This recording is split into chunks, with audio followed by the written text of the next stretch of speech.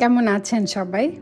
আমরা আছি আল্লাহর রহমতে, আলহামদুলিল্লাহ ভালো আছি, সুস্থ আছি, বেঁচে আছি।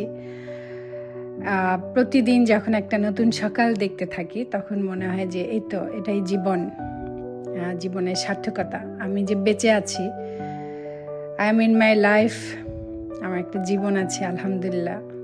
সুস্থভাবে একটা দিন যেন সুন্দরভাবে পার করতে পারি, এই চিন্তাটা নিয়ে আসলে আমার ঘুমটা ভাঙে। আর যখন আমার ঘুম ভাঙার পরে আমি আমার বাচ্চাদের, আমার কন্যাদের মুখ দেখি, ওদের হাসি মুখ দেখি বা ওদের রাগি রাগি চেহারা দেখি, সব কিছু আমার কাছে মনে হয় যে এটাই লাইফ, এটাই লাইফ। আজকে আপনাদেরকে আমার সালালায় সবচেয়ে প্রিয় 3টা জায়গা দেখাবো। এবং আমার প্রিয় জায়গা হলেই তো হবে না, এগুলো হচ্ছে সালালার অন্যতম টুরিস্ট স্পট। আর এখানে দারবাদটা বাদ গিয়েছে। দারবাদ যদি থাকতো না, একদম সোনায় সোহাগা যাকে বলে, দারবাদ আর জাবাল সামান যদি থাকতো, এই দুটো যদি থাকতো, তাহলে আমি আপনাদেরকে বলতে পারতাম যে আজকে আমি আপনাদেরকে সালালার 5টা সুন্দরতম জায়গায় নিয়ে যাচ্ছি। আসলে সালালা পুরো জায়গাটাই সুন্দর। সালালা একটা অভাবনীয় সুন্দর টুরিস্ট স্পট এবং এটা প্রাকৃতিক, এটা কিন্তু ম্যানমেড না। যেহেতু এটা প্রাকৃতিক এবং এটার আবেদনটাই অন্যরকম। দেখুন তো, আপনাদের সাথে কথা বলতে বলতে আমি কিন্তু মকশেল চলে এসেছি। এই আজকের দিনটা যে মকশেল গিয়েছিলাম, আমার মেয়েটাকে টিউশনে দিয়ে আমরা গিয়েছিলাম। এবং বিশ্বাস করবেন যে কীভাবে গিয়েছিলাম, আমাদের লুলুতে অল্প একটু কাজ ছিল, আমরা লুলু থেকে বাজারটা করব। কিন্তু আমি যখনই রিপনকে বলি রিপন লুলু যাব, এবং রিপন যদি দেখে যে দিনের আলো আছে এবং আমাদের হাতে কিছু টাইমও আছে 1 ঘন্টার মতো, ও আমাকে কখনোই সরাসরি লুলু নেবে না। ও আমাকে কখনো পাহাড়ে নেবে, কখনো সমুদ্রে নেবে, কখনো এমনি শুধু রাস্তায় একটু ঘোরাবে। আসলে ওইটা কেন করে, ওর থিঙ্কিংটা কি আমি জানি না, কিন্তু আমার মনে হয় যে ও চায় যে আমি একটু হ্যাপি হই, বা ও বুঝতে পারে যে আমার তো আসলে ঘোরাঘুরি করতে ভালো লাগে।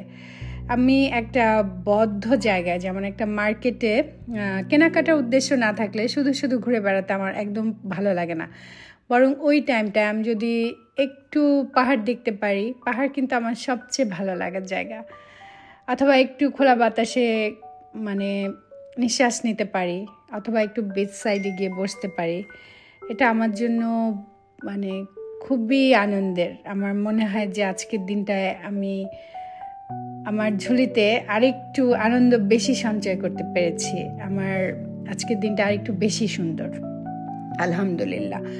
এবং আমি যে সালালায় আসবো বা সালালায় আমি থাকবো, আমার প্রবাস জীবনে আমি এত সুন্দর একটা জায়গা পাবো, এটা তো আমার কল্পনারও বাইরে, তাই না? আমি জন্মেছি বাংলাদেশে, বড় হয়েছি ঢাকা শহরে, পড়াশোনা করেছি কিশোরগঞ্জে, তারপর আবার একদম সেই সে কোথায় আসলাম, একটা কোস্টাল এরিয়াতে, একদিকে সমুদ্র আরেকদিকে পাহাড়। আমি ভাবতেও পারিনি কখনো আমার জন্য আমার সৃষ্টিকর্তা এত সুন্দর প্ল্যান করে রেখেছেন। দেখেছেন 2টো গাড়ি আটকে আছে, এগুলো না খুব মন খারাপ করার বিষয়। আপনি সমুদ্রে যখন যাবেন, সমুদ্রের বালিয়াড়িতে যখন যাবেন, তটে যখন যাবেন, কিছু আছে লুজ বালু, যেগুলো দেখা যায় যে সামনের অংশটা, সেখান দিয়ে গাড়ি চালাতে পারেন, গাড়ি চলেও। আর ওই ভেজা বালুতে বা যখন একদম সেটে যাওয়া বালুতে গাড়ি যায়, গাড়ি কিন্তু আটকে যায়। বালিতে গাড়ি চালানোর জন্য গাড়ির টায়ারের হাওয়া কম থাকতে হয়, হাওয়ার প্রেশার কম থাকতে হয়, অনেক কিছু মেনটেন করতে হয়। গাড়ি দুটো কি ভারী দেখতে পাচ্ছে না? ওখানে আরেকটা পিকআপ অনেকক্ষণ ধরে অনেকভাবে ট্রাই করলো গাড়ি দুটোকে উঠানোর জন্য, কিন্তু একদমই পারছে না, উল্টো গাড়ি দুটো বালিতে ডেবে যাচ্ছে। রিপন দাঁড়িয়ে দাঁড়িয়ে ওটা যতক্ষণে দেখছিল, আমি একটু হেঁটে আসছিলাম। আমরা আসলে বালিতে নামিনি, আমাদের কাছে সময়ও ছিল না, আমরা আসলে সূর্যকে চেস করছিলাম। এবং আমরা বলছিলাম, এই যে সূর্যটা, তুমি যে কোথায় ডুববে, দাঁড়াও, তোমার কাছে আমরা যাচ্ছি। আমাদের প্ল্যান ছিল যেখানে সানসেট হবে ওখানে আমরা দাঁড়িয়ে যাব। তো যেতে যেতে আমরা মকশেল পর্যন্ত যেতে পেরেছি। এবং সবচেয়ে মজার ব্যাপার কি, মকশেল এত বড় একটা সমুদ্র তট, বিশাল সমুদ্র এরিয়া, কিন্তু মক্সেলে আপনি কিন্তু সানসেট দেখতে পারবেন না। কেন দেখতে পারবেন না জানেন? এই যে পাহাড়, মক্সেল যখন আপনি যাবেন দেখবেন যে পাহাড় পাহাড় আর পাহাড়, পাহাড়ের উপরে পাহাড়, এই পাহাড়ের উপরে আরেক সেট অফ পাহাড়, খুব মজার। তো সানসেটটা সব সময় ওই যে পাহাড়ের পিছনে হবে। এই সানসেটটা আপনারা সাত থেকে দেখতে পারবেন। তো যাই হোক, মক্সেলে আমরা সানসেটটা দেখতে পারিনি এবং আমরা আসার সময় বারবার বলছিলাম যে ফায়ার ব্রিগেডের গাড়ি আসা দরকার গাড়িগুলোকে উঠানোর জন্য। ওরা পরে কল দেয়। ওরা আসলে নিজেরা ভাবে যে আমরা নিজেরাই করতে পারবো, এমন কাজ তো আমরা প্রতিদিন করি, কিন্তু আসলে তখন বালিটা ডুবে যাচ্ছিল গাড়িগুলো। যাই হোক, নিশ্চয়ই গাড়িগুলো উদ্ধার হয়েছে। এবং এটা হচ্ছে মিরবাতের ক্লিপ। মিরবাতে দেখবেন সবসময় এরকম একটা বোর্ড থাকে ফোর্টের উল্টা দিকে। তো এটা হচ্ছে যে ফোর্টের উল্টা দিকে যে বোর্ডটা আছে, সম্ভবত এটা কোনো মানে আর্মিদের বোট। আর এই যে এত সুন্দর একটা সানসেট দেখেছি আলহামদুলিল্লাহ। এটা মক্সেলে যেদিন গিয়েছিলাম তার জাস্ট পরের দিন আমাকে রিপন আবারও নিয়ে গেল মিরবাতে। আমি একদম বিশ্বাস করবেন না, আমি দেখছি যেতে যেতে যে সূর্যটা লাল হচ্ছে, ডুবে যাচ্ছে। আমি বলছি রিপন আমরা থামার আগেই নিশ্চয়ই সানসেটটা হয়ে যাবে। রিপন বল দাঁড়াও দেখি। আমরা সত্যি সত্যি মিরবাতের ফোর্টটা পর্যন্ত যেতে পারলাম। ওখানে চেয়ার নামিয়ে বসলাম এবং এই অভাবনীয় সুন্দর সানসেটটা দেখলাম। যদিও একটু হাওয়া আর একটু গ্লুমি থাকায় আকাশটা একটু গ্লুমি, নয়তো মক্সেলের মিরবাতের সানসেট, আমি বারবার মক্সেল বলছি আসলে, আরও অনেক বেশি সুন্দর। একদম কলসের মতো করে সূর্যটা সমুদ্রের পানিতে ডুবে যায়, অদ্ভুত লাগে। আর এই যে ক্লিপটা, এটা হচ্ছে গতকালকের ক্লিপ, একদম রিসেন্ট ক্লিপ। গতকালকে দুপুরের পর আমার মনে হলো যথেষ্ট হয়েছে বাসায় থাকা। এই বৃহস্পতি শুক্র শনি 3 দিনের আমরা একটা মানে রিপন বাসায়, আমরা বের হতে পারছি না। বের হতে না পারলে ওর মন হয়ে যায় আপসেট। তো আমি দুপুরে শাওয়ার সেরে বললাম চলো আমরা একটু বের হয়ে আসি, মানে যাই, বাইরে যাই।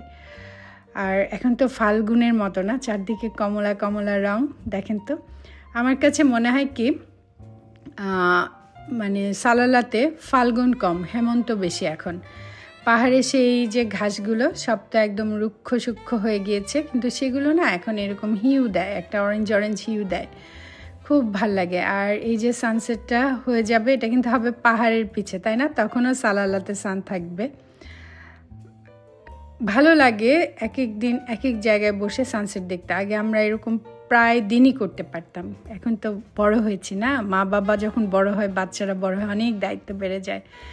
এত বাতাস ছিল। এই শলটা আমার ফ্রেন্ড রিসেন্টলি আমাকে গিফট করেছে এবং খুব কাজে লেগেছে। ভাগ্য ভালো যে আমি গাড়িতে শলটা রেখেছিলাম। আর পুরো জায়গাটাতে আমরা যখন যাই তখন একটা গাড়ি জাস্ট বের হয়ে গেল, আর কেউ ছিল না। কেউ থাকবে কি করে? আপনি ওখানে গেলেই তো এক্সপেরিয়েন্স করতে পারবেন কি অদ্ভুত বাতাস। মনে হচ্ছে কোনো একটা বিশাল জন্তুকে আটকে রাখা হয়েছে। ফু ফু করে একটা আওয়াজ হচ্ছিল, তো সেই আওয়াজটা আমি শোনাতে পারিনি এবং পুরা চুল টুল উড়ে ভয়ঙ্কর অবস্থা। রিপন তো জ্যাকেট পরে নেমেছে, তো আমি শাড়ি পরেছি দেখে আর কোনো সোয়েটার টোয়েটার পরিনি। আমার বন্ধুর দেয়া সেই শালটা গায়ে জড়িয়ে নিই। আর এই শাড়িটা আমার আম্মু কিছুদিন আগে পার্সেল পাঠিয়েছিল, সে পার্সেলে ছিল এবং আমার বারবার মনে হচ্ছিল আমি কখন শাড়িটা পরবো।